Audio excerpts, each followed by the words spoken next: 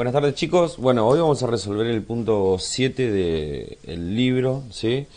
Aplicando lo teórico que tenemos previamente, y consta de dos elementos: analizar, como dice la consigna, los conjuntos de ceros, la positividad y la negatividad de estas tres funciones que tenemos acá.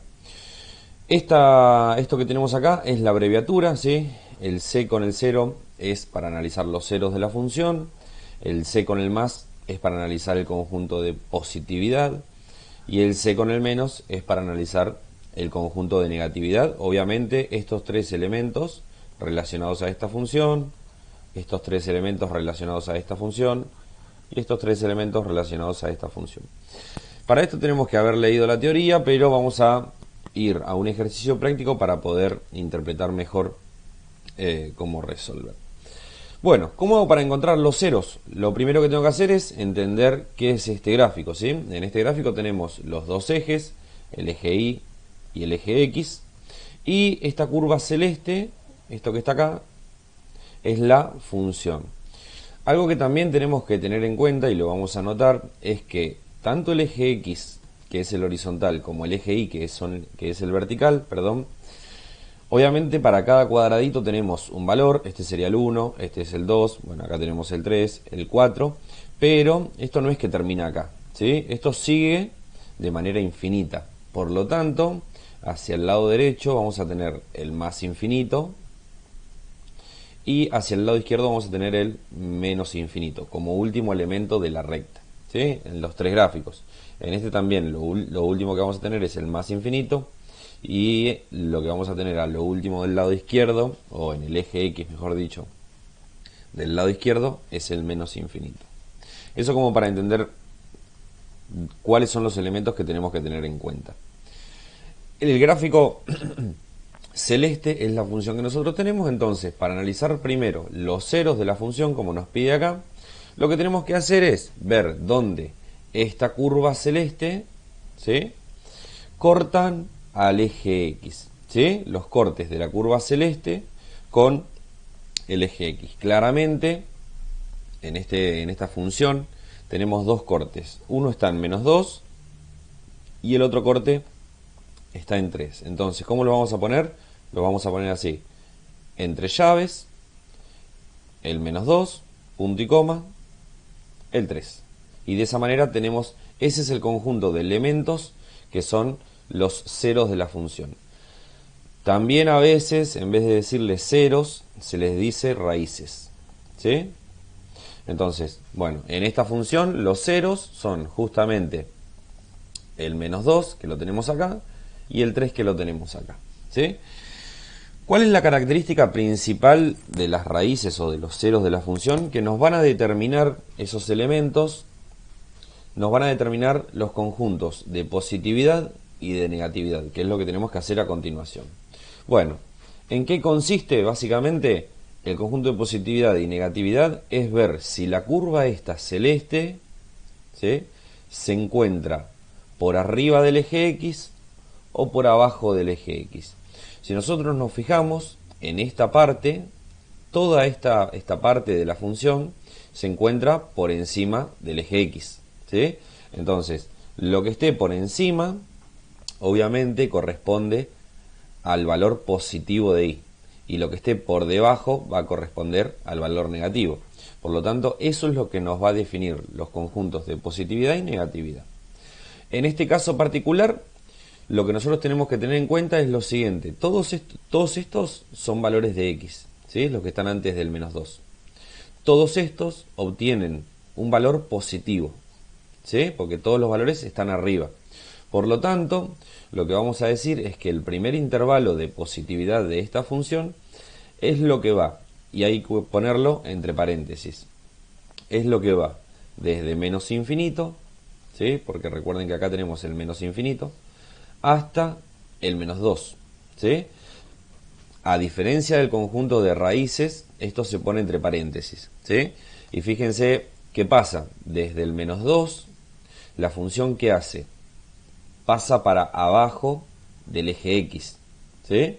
Entonces, en esa parte nuestra función, fíjense que todos los valores son negativos, ¿sí? Todos los valores están acá abajo. Bueno, entonces, ¿qué quiere decir?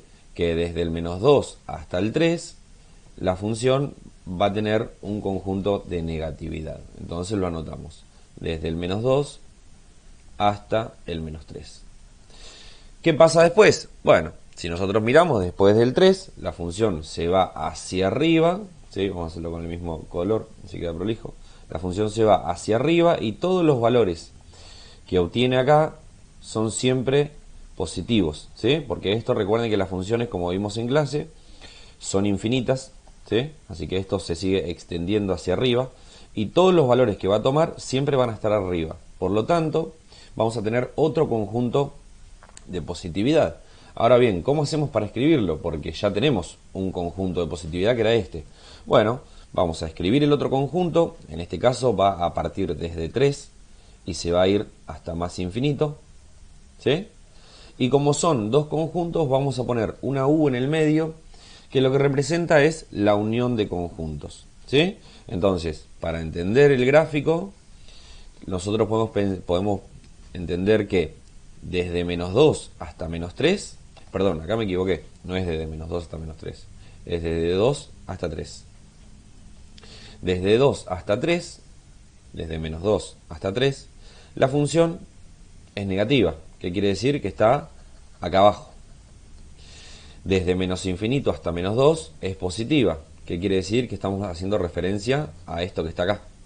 Y desde 3, que es esto, hasta más infinito es positiva también, es esto que está acá, ¿sí? Entonces, para hacer estos primeros ejercicios está bueno pintar la función, es decir, los huecos, para entender, fíjense, si nosotros volvemos a trazar el eje X, para entender, este es el eje X, para entender si la función está por encima del eje o si está por debajo del eje, ¿sí?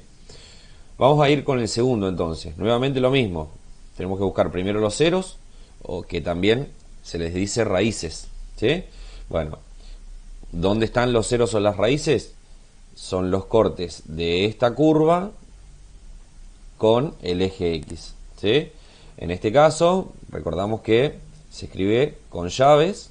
El primer elemento es el menos 4, el segundo elemento es el menos 1 y el último elemento es el 2, ¿sí? Entonces el conjunto de ceros va a quedar definido por esos tres puntos que de hecho vamos a dejar marcados. Este punto y este punto. ¿Por qué es importante primero marcar los ceros? Como dijimos, porque son los que nos van a definir los conjuntos de positividad y negatividad. Porque si ustedes se fijan, esta función viene así y justo ahí en el 0, en el menos 1, esta función viene de abajo y en el menos 1 pasa para arriba, ¿sí? Acá sube, vuelve a bajar y en esta parte, en el 2, nuevamente vuelve a estar debajo del eje X, ¿sí? Entonces, otra vez lo mismo. Si nosotros nos fijamos, vamos a hacerlo con azul, antes del menos 4, es decir, para acá, para este lado, la función está por encima del eje, ¿sí? Entonces, el primer conjunto nuestro va a ser de positividad y lo vamos a anotar de la siguiente manera. Va a ir desde menos infinito hasta el número menos 4.